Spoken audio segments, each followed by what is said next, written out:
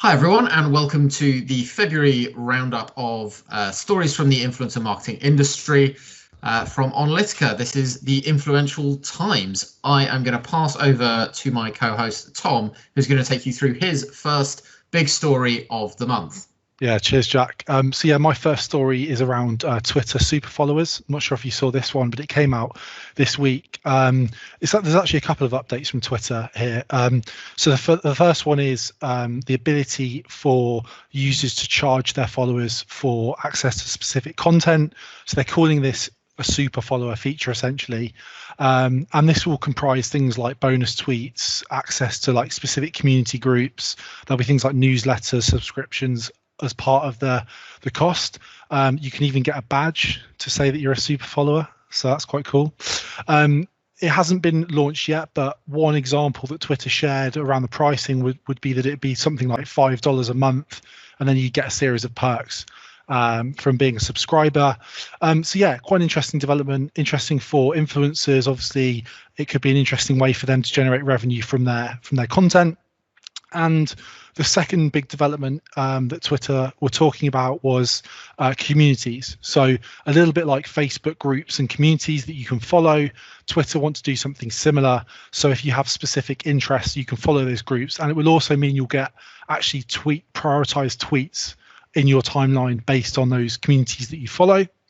They haven't given a specific timeline on when these features will be launched, but they were actually recently presented at an analyst and investor kind of roadmap presentation. So yeah, some interesting updates from Twitter.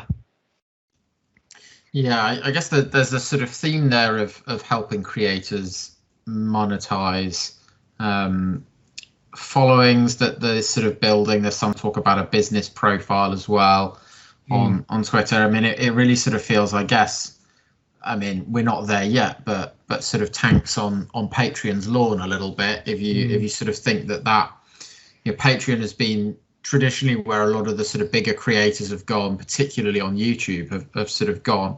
Maybe we're going to see that sort of fragment a little more and see people go to different places. I think it remains to be seen whether the people you follow on Twitter sort of have enough of a pull. I guess the answer is some of them maybe, but it's often for work they do elsewhere. It's like it's a shop front, isn't it? Twitter for if you're a writer, for what else you have to say. I guess it'll be interesting to see how it develops in terms of knowing like what content to put as exclusive content versus like regular free content and things like that. So obviously, I don't think people will want to have tons of subscriptions to content. So I think there'll be a balancing act for the influencers to get right, I think, with that. Yeah, I guess in practice you see it already. Some journalists are very successful at promoting themselves and will sort of tweet out their opinions, and then there'll be a link back to something behind a paywall that you have to subscribe for. So I think there's kind of we'll probably see people try and take up those features in a few different ways, and maybe probably a year in we might see a sort of a particular business model start to emerge. Speaking of which, my first story this month is the major union for sort of actors and entertainment workers, the SAG-AFTRA in America, has reached an agreement to cover influencers who post on social media for their work. So they already covered YouTubers, but they've found over the last few years that they're getting approached more and more by influencers who are looking for advice on how to sort of deal with that relationship where brands are approaching them. And I think, to me, it's a positive sign that people are sort of thinking seriously about influencers and creators as a sort of it's a business function. It's one of the probably one of the fastest growing types of business around, because there's such a low barrier to entry. And even if it sometimes people might sort of complain that there's too many influencers, even if there were 1 million. There's an online population probably of approaching 4 billion at this point. So that's actually still a relatively small percentage. Probably there's probably lots of accountants as well, and no one feels like there's too many of them. So or I don't know, maybe people do. Answers in the comments. Are there too many accountants? Are there too many influencers? Let's crack this one wide open. But I think a good sign that people are thinking seriously about it as work, and are thinking about how they can kind of legally protect themselves, and make sure that they're sort of safe. But an interesting one, given the sort of the exact power dynamic is always shifting, isn't it, between brands and influencers, and it'll depend on the type of influencer and what they bring to the table. You know, I'm sure some of the bigger influencers can probably name their terms. Yeah, exactly. With brands. So, but good that we're trying to put some frameworks in place as an industry. So speaking of frameworks, something that's maybe going to sort of shift the marketing landscape, and there's a lot of chat to it, I get about it. I guess I'm sort of on the record as a mild Clubhouse skeptic, just in the sense that it's early days. It's hard to tell. I don't think it's kind of doomed to fail or anything like that, but I'm maybe skeptical. But something that evolved my thinking about this, and I posted about it on LinkedIn, was a longish read, sort of talking about Clubhouse as the logical evolution of content formats. And that I did find quite compelling as an idea. You know, the idea that this sort of informal audio chat almost could sort of take off if someone can figure out how to curate the right stuff and make it easy to find the right things. That I buy, and I can really see taking off. You know, if you think of podcasts already as an audio format, you know, one of the big use cases for that is to put a podcast on while you're doing something else, and that I can really see. More informal audio, more sort of being able to put whatever audio you want on while you're doing something. You know, maybe you want to hear your favorite sports kind of podcast. You want to hear the people from that commentating on the match more than you want to just hear the sort of default audio on the TV or something like that. I can kind of see a lot of use cases for that, but I don't know how you feel about it. If you think kind of, I know we're both Android users, so we're, you know, glasses pressed against the window of the brave new world. But whether you think sort of that informal audio chat, would you tune in just to listen to kind of people talking that way?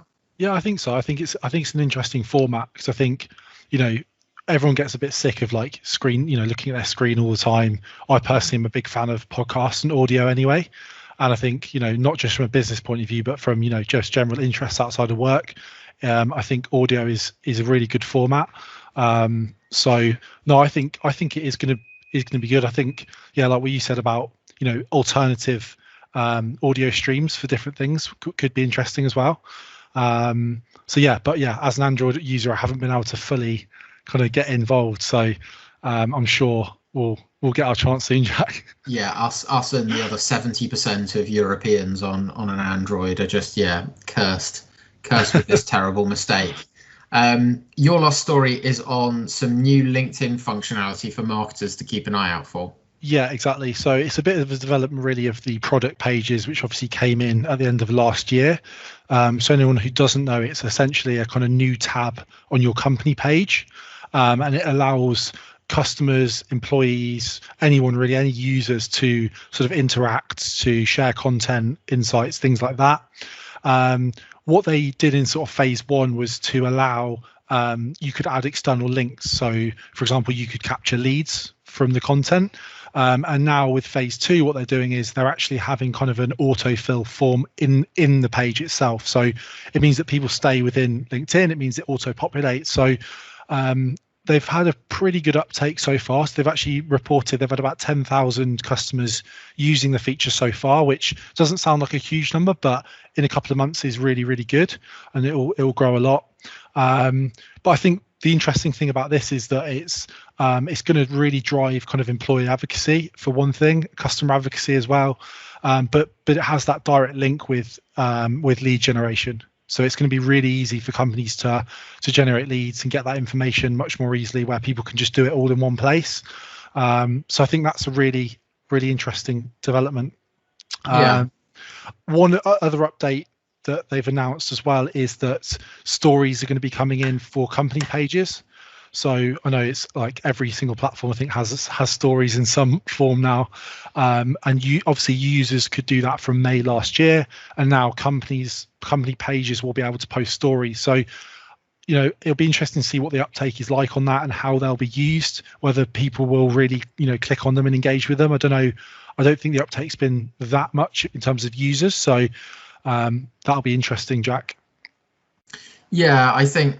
Yeah, I don't know. I don't want to create a scheme of relentless skepticism of all new feature rollouts, because I can see a use case around events and things like that, and for the same reason, being able to let people know where your stand is. Yeah, for I think example, in the moment at a conference. stuff. Yeah, Yeah. exactly. It'll maybe feel more relevant when actually we have more interesting and spontaneous things happening in our lives again, as opposed to sitting in the same room every single day. So I think it's sort of easy to feel like there's no use case for that now, and actually when kind of conferences swing back around and things like that, and we're all out and about, maybe there'll kind of be a little bit more to it. So those are our big four stories. We've got one more bonus story that you will see in the email, but apart from that, we will see you again next month. You have to wait another long month to hear the next four stories, and we look forward to seeing you all then.